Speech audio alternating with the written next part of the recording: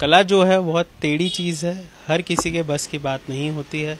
एक कलाकार जो है काफ़ी मेहनत करता है, जिसके बाद वो आगे बढ़ता है।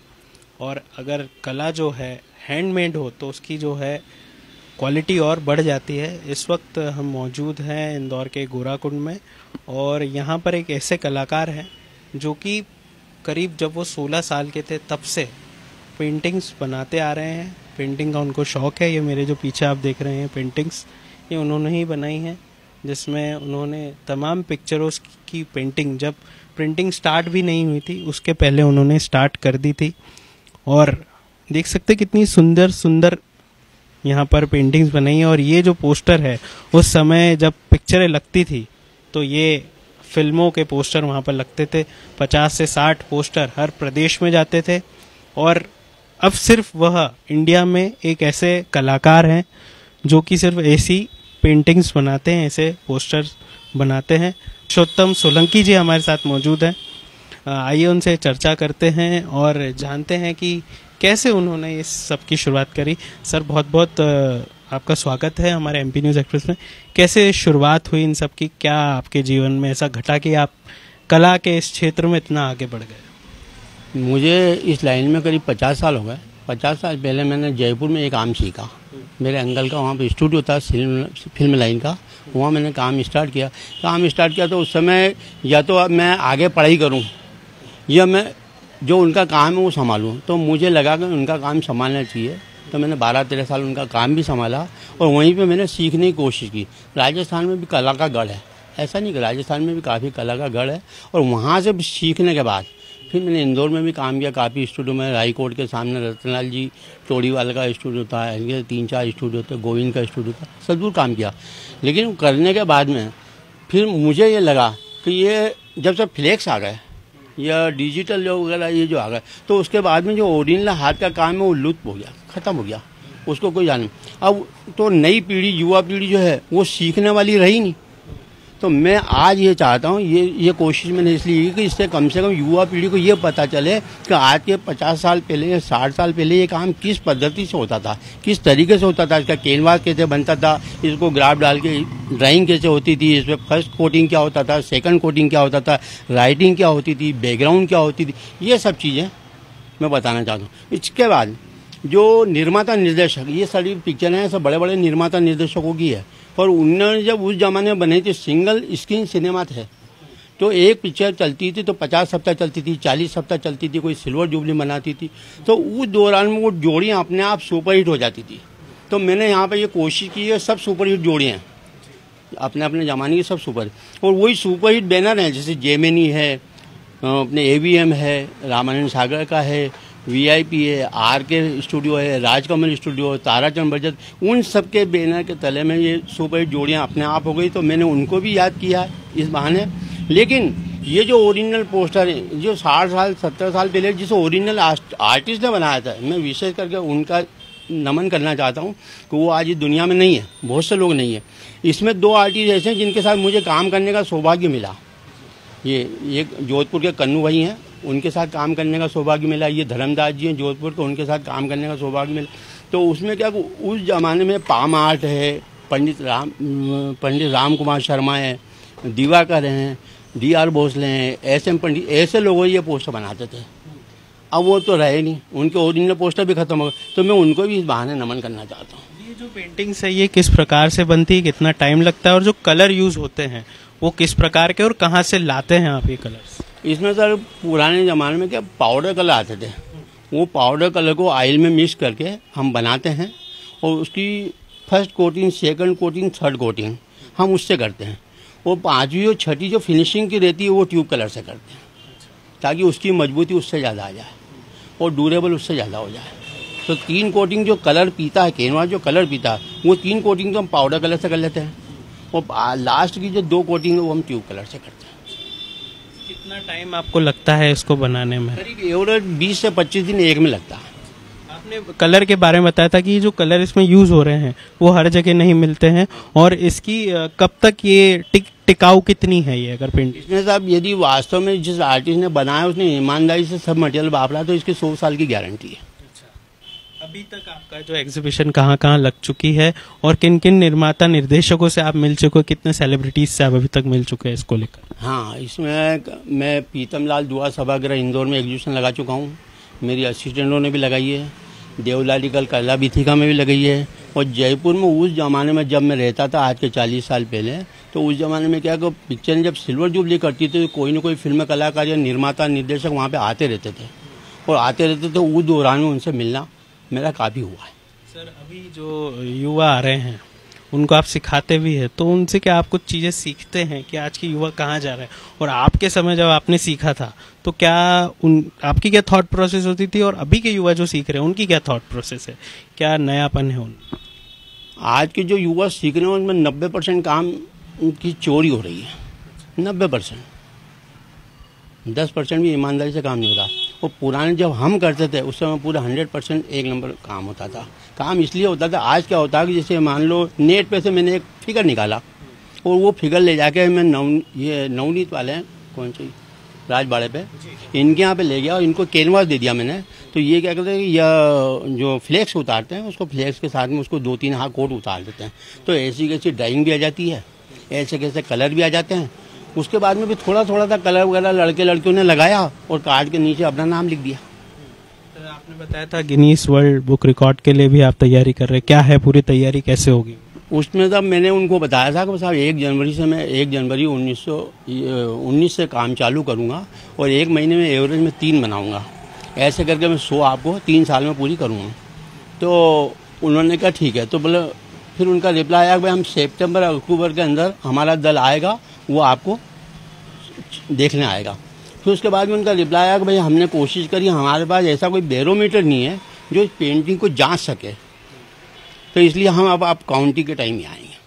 तो अब वो 100 की काउंटिंग के टाइम आएंगे।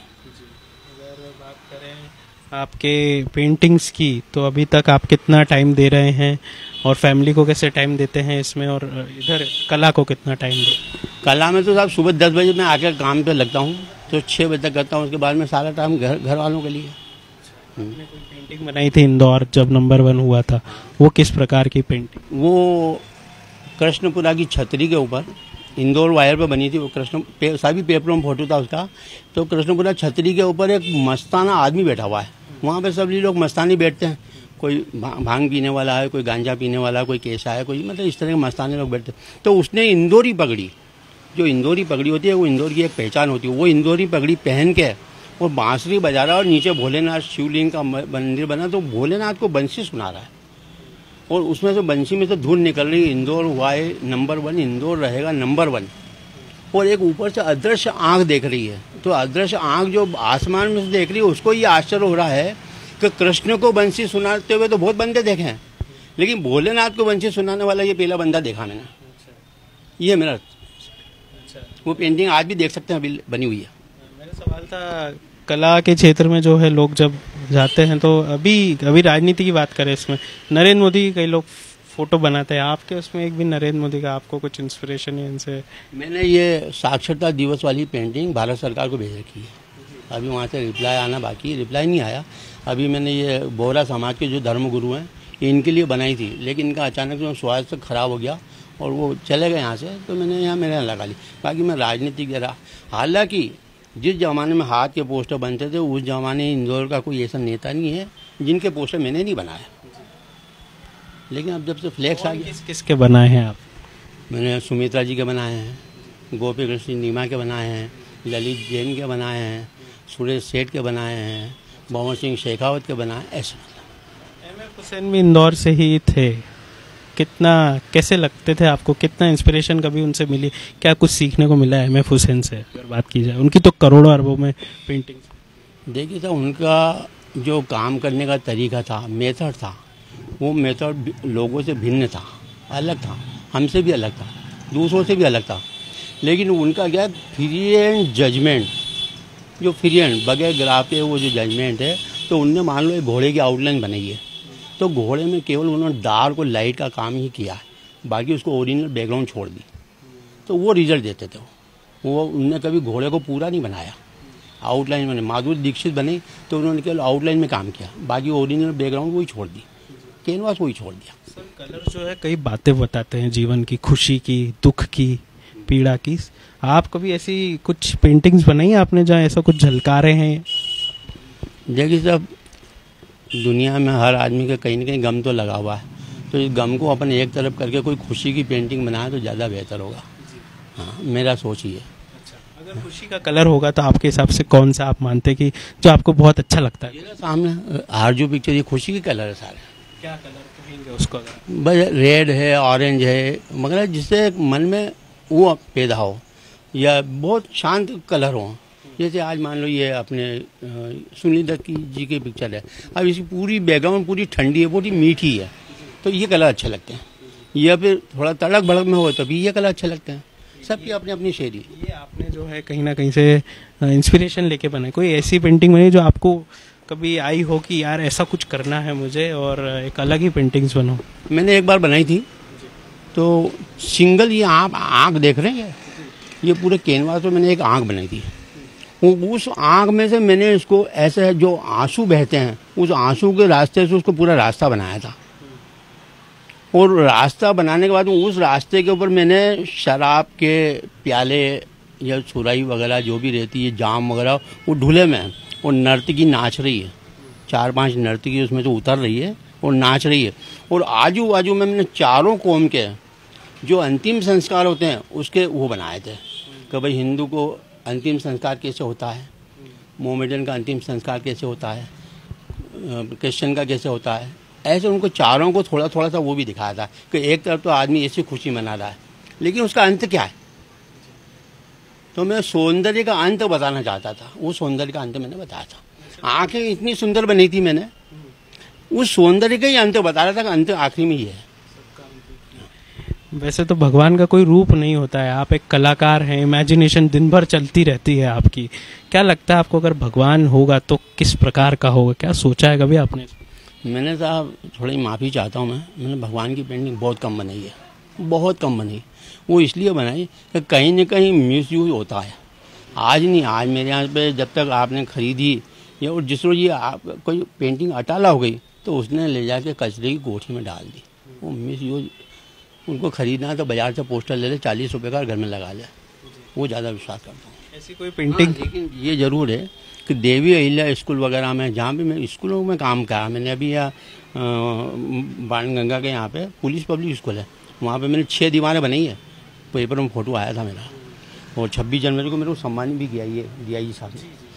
तो वहाँ पे कुछ ऐसा जो मिला, तो वहाँ भी अपन उसको थोड़ा सा मतलब कन्वर्ट कर देते हैं, तो साहब उनको कह देते हैं बोले ठीक है। तो मंदिर वाला एक सब्जेक्ट आया, तो मैंने उनसे कहा मैं साहब यहाँ पीछे आपके जो मंदिर बना, मंदिर की दीवार पे अपना मंदिर बना देते हैं। तो देवी अहिल्याबाई का चित्र, शंकर जी का मंदिर और ओंकारेश्वर का घाट, महेश्वर का घाट, वो बनाया मैंने। ऐसी कोई पेंटिंग है आपके जीवन में अब एक कोई बनाना चाहते हो? कभी बनाई नहीं पर इच्छा है बनाना चाहता हूँ मैं कुछ ऐसी? अभी फ़िलहाल तो साहब 3 साल तो मेरा इसमें दिमाग है, अभी तो कोई ऐसा वो नहीं है, फिर आगे जैसा भी समय। लेकिन ये ज़रूर बताऊँ मैं आपको कि ये पेंटिंग जो मैंने बना दी है दोबारा अब नहीं बनाऊँगा, ये आपको मेरी पेंटिंग एक ही बनेगी। आप भी बोलेंगे तो मैं दोबारा नहीं बनाऊँगा। क्या कारण है, क्यों नहीं? बस यार मतलब मैं ये मान के चलता हूँ कि भाई जो 70 साल पहले बनी उसके बाद में जो वो याद मैंने ताज़ा की, अब इसके बाद में इसका कोई मिसयूज नहीं करे। मैं 2 बना दूंगा तो कोई भी लेकर, मैंने अभी आपको बताया था कि कैनवास पर उतरा के ले आते हैं, झट से अपना नाम मिटा के और वो कर देते, तो वो चीज़ नहीं होना चाहिए। ये सब पेंटिंग्स जो है एक व्यक्ति का एक समय आता है जब वो चल जाता है, सब उसके जो चीज़ें रहती हैं वो यहीं रहती है। आपने क्या सोचा इन पेंटिंग्स का क्या होगा?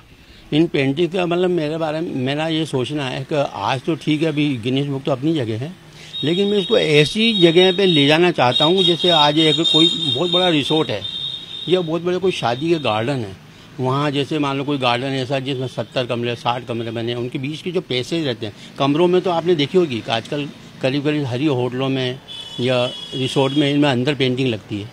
लेकिन मैं चाहता हूँ बाहर के पैसेज में इस तरह का एक नया प्रयोग हो और ये घर घर तक इसकी पहुँच बने, वो इन पेंटिंगों के माध्यम से उस गार्डन की, रिसोर्ट की पहचान बने, क्योंकि इसमें का किसी गार्डन में, रिसोर्ट में नहीं है। तो आदमी यही पूछे बोले यार उसमें की पेंटिंग है ना उस गार्डन में लगी है, तो इन पेंटिंग से उस गार्डन की या रिसोर्ट की पहचान बने। ये एक व्यक्तिगत प्रश्न होगा मेरा, आप चाहें तो जवाब दे सकते हैं। ये जो आप पेंटिंग्स बनाते हैं उनका आप क्या चार्ज लेते हैं, किस प्रकार से रहता है? देखिए साहब, एक तो कोई आदमी एक पीस लेगा और एक आदमी मुझसे कहेगा कि मेरे को 50 पीस चाहिए, तो वहाँ थोड़ा सा तो अंतर होगा, ये तो आप भी जानते हैं।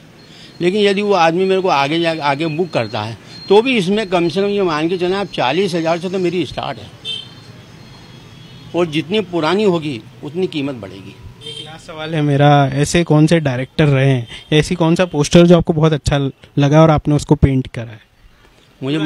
मुझे मदर इंडिया। क्या खासियत?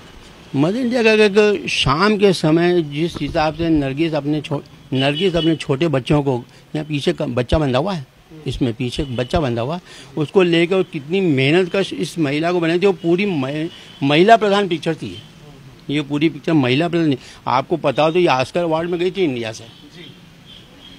तो ऐसी पिक्चर मुझे बहुत पसंद है। हाँ, या फिर थोड़े दूसरे रूप में देखें तो मुझे मुगल आजम बहुत पसंद है, कि जिसमें भव्यता है। इस पिक्चर में भव्यता बहुत है। आपने इंडियन मूवीज की बनाया, कोई ऐसी मूवीज बाहर की, यूएसए हॉलीवुड की कुछ पेंट क्या? उसके कुछ कलेक्शन है मेरे पास, बाकी वो भविष्य में कहीं ऐसा लगा या आप कोई पर्सनल व्यक्ति आता है कि यार मुझे ये चाहिए तो मैं बना के दे दूँगा। ये थे हमारे साथ पुरुषोत्तम दास सोलंकी जी, जो कि बहुत ही शानदार पेंटिंग्स बनाते हैं। देख सकते हैं कि कलरों का इस्तेमाल किस प्रकार से किया जाता है, उनसे सीख सकते हैं। अभी ये जो आप पेंटिंग देख रहे हैं, अभी उसकी पेंटिंग कर रहे थे और बहुत ही शानदार से उन्होंने बताया कि जो कलर का यूज़ है कितना अच्छा कलर है कि देखते से ही शांति मिल सकती है ऐसे कलरों से। जिस प्रकार से कलर कॉम्बिनेशन सर का है, बहुत ही देखने लायक है। और हिंदुस्तान में या कहें वर्ल्ड में ऐसे बहुत कम लोग बचे हैं जो कि इस प्रकार से हैंडमेड पोस्टर्स बनाते हैं। और कला जो है, इंदौर तो कला का शहर है ही। ऐसे ही पुरुषोत्तम दास जी जो हमारे साथ मौजूद थे, जिन्होंने बताया कि किस प्रकार से आर्ट की महत्वता जो है क्या रहती है और लोग अभी क्या किस बारे में इसको सोच रहे हैं। तो इसी प्रकार की शख्सियत से हम आपको आगे भी मिलाते रहेंगे। देखते रहिए MP news express. Camera person Sachin Verma के साथ राजीव थाड़ा, एमपी न्यूज़ एक्सप्रेस, इंदौर।